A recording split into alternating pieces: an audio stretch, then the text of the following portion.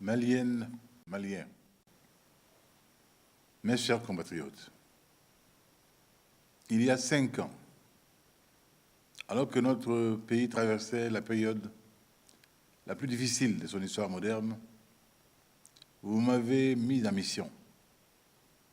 J'avais l'obligation de donner à notre pays la force de se bâtir un nouveau destin. J'avais le devoir de rendre à tous mes concitoyens des raisons d'espérer et des motifs de fierté. J'avais le mandat de restaurer la considération et le respect qui entourait le Mali dans le Conseil des Nations. La tâche était considérable, le défi complexe et le contexte difficile. Mais je me suis mis à la tâche avec la confiance absolue de celui qui sait qu'il n'œuvre pas dans la solitude. Car fils du Mali, je connais notre pays. Je ressens au plus profond de moi ce qui fait sa force et sa singularité. Nous, Maliens, nous ne doutons jamais de notre capacité à nous concerter et à nous accorder pour nous préserver. Nous n'abdiquons jamais dans l'épreuve. Nous ne renonçons jamais à nos traditions de solidarité. Telles sont les vertus de notre peuple sur lesquelles je me suis appuyé pour redresser notre Maliba. Mes chers compatriotes, en 2013, le chantier qui m'attendait exigeait que je l'aborde avec vision, abnégation et constance. Avec vision, parce que les immenses difficultés qui étaient là se seraient transformées en catastrophes si je les avais traitées au jour le jour. Avec abnégation, car les obstacles inattendus et les remises en cause parfois brutales ont jalonné mon chemin et m'ont fait remettre à plusieurs reprises l'ouvrage sur le métier. Avec constance, car je m'étais imposé de ne jamais m'écarter des engagements pris envers vous, peuple malien. Mes chers compatriotes, tout au long de ma mission, je n'ai pris en compte que l'intérêt supérieur de notre pays. Je puis aujourd'hui, sans forfanterie aucune, me réjouir des acquis de ces 5 dernières années. Investi de votre confiance, j'ai mené sans relâche le combat contre le péril terroriste. J'ai doté nos vaillantes forces armées des moyens nécessaires à la protection de la population et à la sécurisation de notre territoire, et j'ai contribué à la mise en place d'une réponse concertée de la région sahélienne à la menace extrémiste. Investi de votre confiance, j'ai déployé le meilleur de moi-même, de mon énergie, pour que soit mis en œuvre l'accord pour la paix et la réconciliation issu du processus d'Alger signé à Bamako. Accord qui préserve notre intégrité territoriale, balise la restauration de la cohésion nationale et nous garantit l'accompagnement de tous nos amis et partenaires dans l'œuvre de reconstruction nationale que nous avons entreprise. Aujourd'hui, l'État a entamé de manière significative son retour dans les zones où les populations du Nord et du Centre réclament sa présence. L'administration se réinstalle et les services sociaux de base sont progressivement rétablis. Mes chers compatriotes, investis de votre confiance, j'ai prêté une constante attention aux voix venues du pays réel, surtout à celles des plus fragiles, des moins favorisés, de notre jeunesse et des femmes en particulier. Dans le cadre du programme présidentiel d'urgence sociale, j'ai fait prendre en charge par le gouvernement des mesures fortes afin que s'améliore le quotidien des Maliens dans le domaine de la santé, du désenclavement, de l'éducation, de la fourniture d'eau et d'électricité. J'ai aussi fait initier pour les jeunes et les femmes des projets novateurs qui leur offre de réelles opportunités d'intégrer le monde des actifs et qui ouvre à des milliers d'entre eux les portes des secteurs modernes et non structurés. Investir votre confiance, j'ai déployé un ardent plaidoyer pour que soit accompagné et soutenu notre pays, le Mali, que nous sommes en train de reconstruire. Mon appel a été entendu. Notre pays se fait à nouveau écouter dans le Conseil des Nations et les marques de confiance à l'égard de la destination Mali se multiplient. Mes chers compatriotes, votre jugement sur mon bilan est le seul qui importe.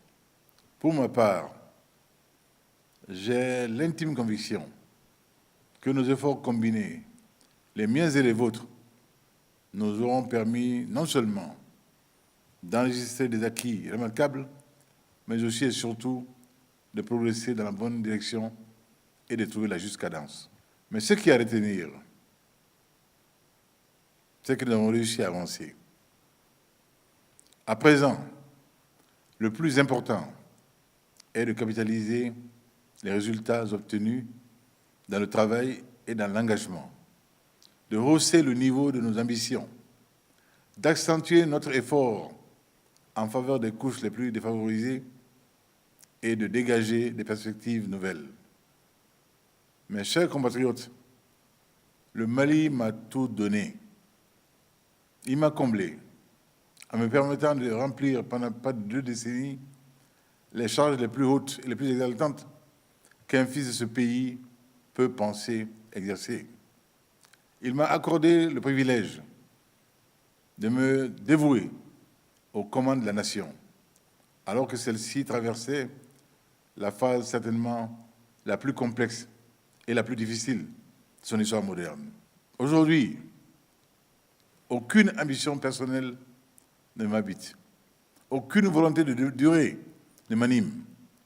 Je ressens simplement et seulement le profond désir de poursuivre mon devoir, qui est de servir au mieux le Mali, en ces heures où les incertitudes ne sont pas encore totalement levées.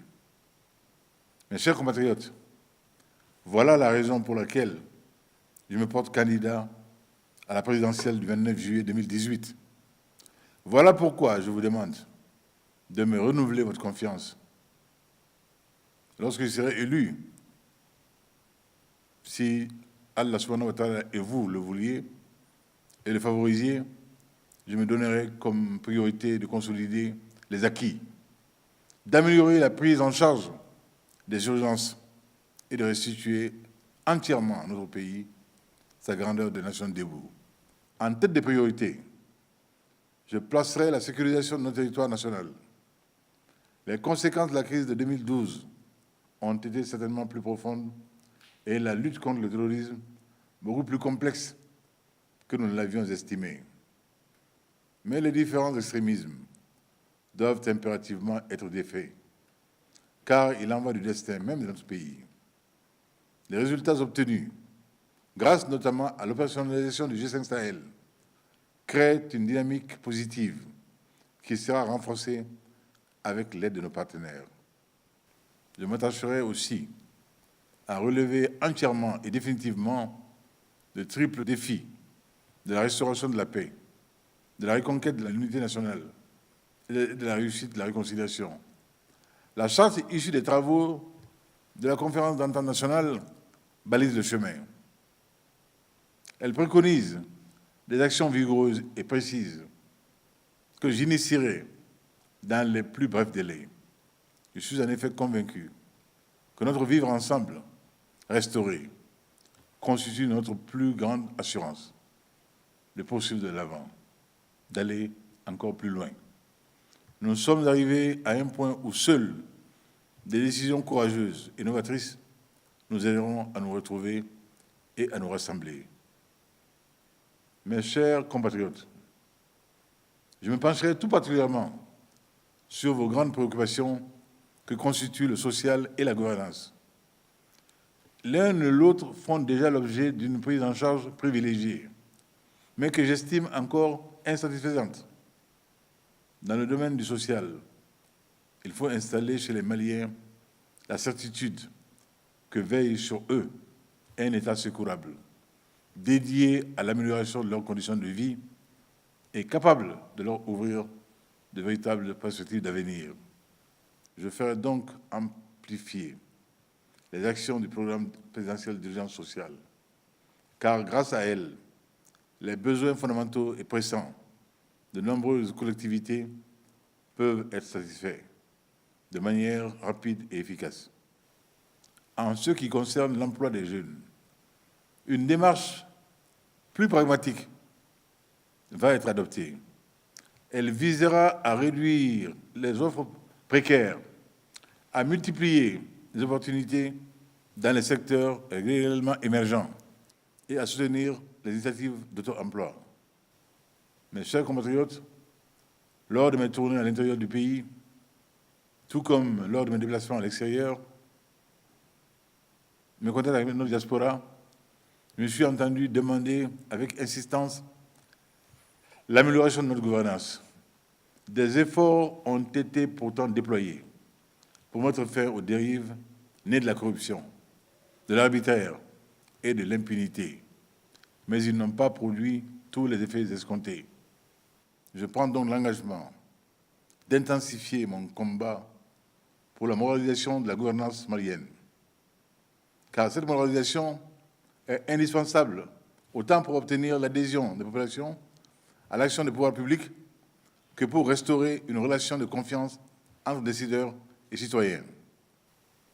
Mes chers compatriotes, tout au long de mon parcours politique, je n'ai jamais dérogé à ma ligne de conduite, qui m'interdit l'animosité et l'intolérance vis-à-vis de mes adversaires. J'observerai ce principe dans ma campagne. Avant que ne s'ouvre une séquence déterminante dans la maturation de la démocratie malienne, je voudrais partager avec tous les acteurs du processus électoral 3 convictions essentielles.